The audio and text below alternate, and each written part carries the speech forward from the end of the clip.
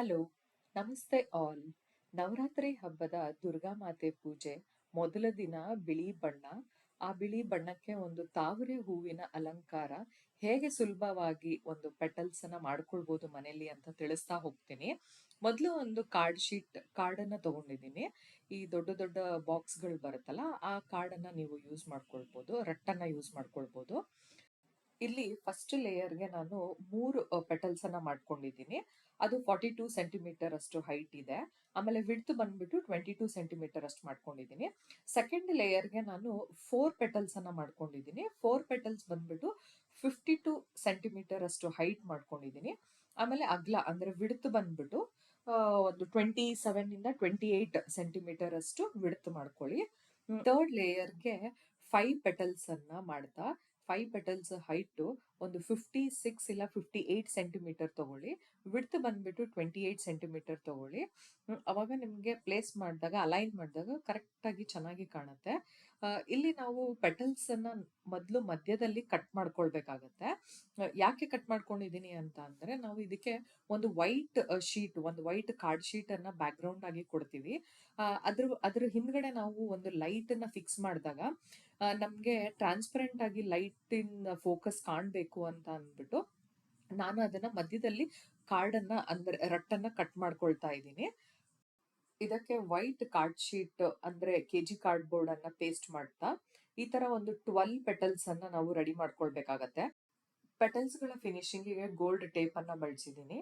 10 ರುಪೀಸ್ದು gold tape ಏನ್ ಬರುತ್ತಲ್ಲ ಆ ತರದ್ದು ಎರಡನ್ನ ಬಳಸಿದ್ದೀನಿ. ಅದರಲ್ಲಿ ಒಂದು ಕಾಲಷ್ಟು ಮಾತ್ರ ಬಳಕೆ ಆಗಿದೆ. ಮಿಕ್ಕಿದ್ದು ಮುಕ್ಕಾಲ್ ಭಾಗದ ಟೇಪ್ ನಮ್ಗೆ ಯೂಸ್ ಆಗೋದಿಲ್ಲ, ಉಳಿಯತ್ತೆ.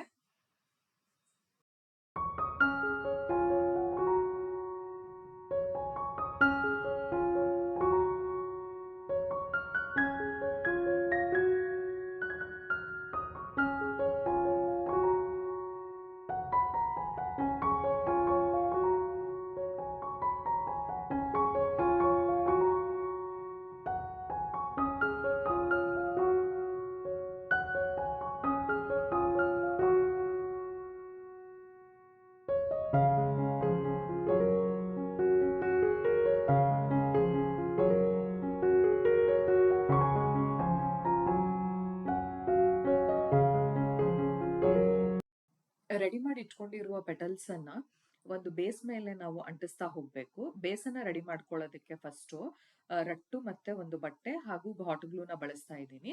ಇದನ್ನ ರೆಡಿ ಮಾಡಿದ್ಮೇಲೆ 3 ಲೇಯರ್ಸ್ ಕಾರ್ಡನ್ನ ನಾವು ಯೂಸ್ ಮಾಡ್ಬೇಕಾಗತ್ತೆ, ಅಂದ್ರೆ ರಟ್ಟನ್ನೇ ಯೂಸ್ ಮಾಡ್ಕೊಳ್ಬೇಕಾಗತ್ತೆ. ಅದನ್ನ ಹೇಗ್ ಮಾಡೋದು ಅಂತ ತಿಳಿಸ್ತಾ ಹೋಗ್ತೀನಿ.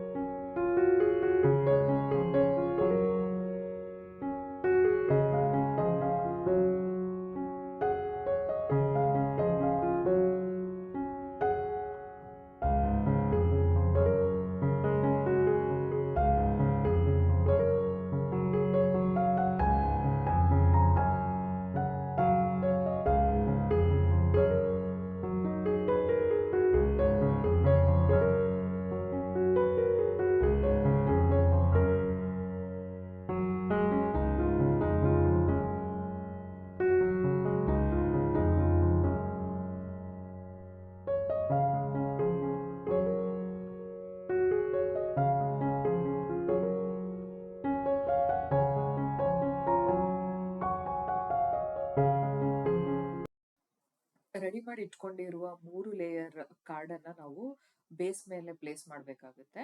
ಇಲ್ಲಿ ಸೆಕೆಂಡ್ ಲೇಯರು ಫಸ್ಟ್ ಲೇಯರ್ಗಿಂತ ದೊಡ್ಡದಿರಬೇಕು, ಥರ್ಡ್ ಲೇಯರು ಸೆಕೆಂಡ್ ಲೇಯರ್ಗಿಂತ ದೊಡ್ಡದಾಗಿರ್ಬೇಕು.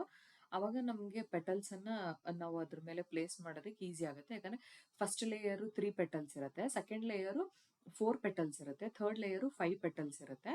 ಹಾಗಾಗಿ 3 ಸೈಜು ಬೇರೆ ಬೇರೆನೆ ಕಟ್ ಮಾಡ್ಕೊಳ್ಳಿ, ದೊಡ್ಡದೇ ಕಟ್ ಮಾಡ್ಕೊಳ್ಳಿ.